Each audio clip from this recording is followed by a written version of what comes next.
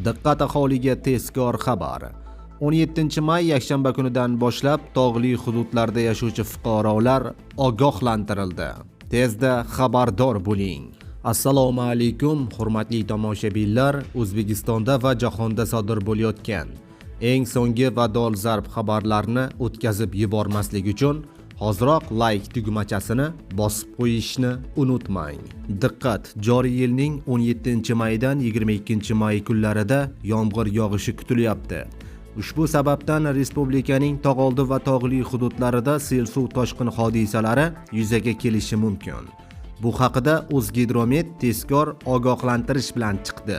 Ushbu kunlarda respublikaning quyidagi viloyatlarida: Qashqadaryo viloyati Yakkabog', Dehqonobod, Surxondaryo viloyati Samarqand, Urgut, Samarqand, Bulung'ur tumanlarida, Navoiy viloyati Xatirchi, Navbahor tumanlarida, Toshkent viloyati, Namangan viloyati, Farg'ona viloyati, Andijon, Asaka, Jalaquduq tumanlarida sel suv toshqin hodisalari yuzaga kelishi mumkin.